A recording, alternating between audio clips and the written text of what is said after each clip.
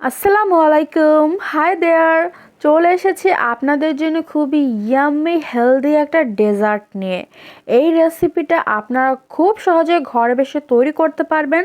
আজ আপনাদেরকে আমি একটু ভিন্ন ধরনের হালুয়া কেক তৈরি করে দেখাবো।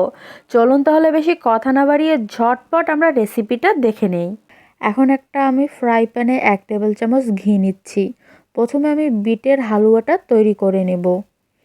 আর দিয়ে দিলাম 1 টেবিল চামচ কাঠবাদাম কুচি।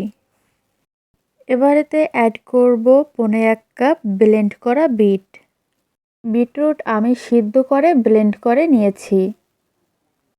এবার একটু নেড়ে এতে দিয়ে দিচ্ছি 1 চিমটি এলাচের গুঁড়া। আর দিচ্ছি 1/3 কাপ চিনি। প্রথমে আমি অর্ধেকটা দিয়ে নাড়িয়ে তারপরে বাকি অর্ধেকটা দিয়ে দিচ্ছি। আপনারা চিনিটা নিজেদের স্বাদ অনুযায়ীও দিতে পারেন। এবার আমি পুরোটা শুকিয়ে যাওয়া পর্যন্ত মিডিয়াম আঁচে রান্না করে নিয়েছি। চুলা এখন বন্ধ করে দিব। এবার আমি যে মোল্ডে হালুয়াটা সেট করব তাতে 1 চামচ ঘি ভালো করে ব্রাশ করে নিচ্ছি। এবার এতে আমি বিট দিয়ে দিচ্ছি, মানে বিটের হালুয়া। আপনারা চাইলে কাঠবাদামের পরিবর্তে অন্য কোনো বাদামও ইউজ করতে পারেন। এটাকে খুব ভালোভাবে চারপাশে সেট করে নিতে হবে। আমার সেট করা হয়ে গেছে। একটু টাকিয়ে এটার বাতাসটা বের করে দিলাম আর ঠান্ডা করতে রেখে দিয়েছি। এবার আবারও আমি সুজির হালুয়ার জন্য 1 টেবিল চামচ ঘি আর 1 চামচ তেল দিয়ে দিলাম। এবার এতে আমি দিয়ে দেব 1 কাপ সুজি। সুজি প্রথমে 2 মিনিট এতে সটে করে নিতে হবে। হালকা যখন একটু ব্রাউন ব্রাউন হবে তখনই এতে অন্যান্য উপকরণ আমি অ্যাড করব। সুজিটা সবসময় ভেজে নিলে এর থেকে সুন্দর একটা স্মেলও আসে আর এর স্বাদও অনেক বেড়ে যায়। এখন আমি 1 চিমটির একটু বেশি লবণ দিয়ে দিলাম আর দিয়ে দিচ্ছি 1/2 কাপ চিনির অর্ধেক। বাকিটা আমি পরে অ্যাড করব।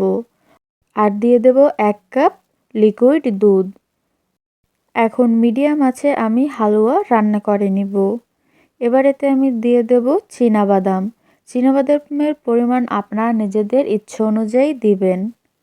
আর চাইলে অন্যান্য বাদামও ইউজ করতে পারেন। এবার আমি বাকি চিনিও দিয়ে দিচ্ছি। এখন এতে অ্যাড করব আমি 1 চামচ গোলাপ জল। আপনারা চাইলে কিন্তু বিটরুটের মধ্যেও গোলাপ জল দিতে পারেন। এখানেও আমি 1 চামচ দিয়েছি আর আপনারা চাইলে বিটরুটেও 1 চামচ গোলাপ জল দিবেন। এবার আমি একদম শুকিয়ে এটা তুলে নেব। ভিউয়ার্স, আমার সুজির হালুয়া রেডি।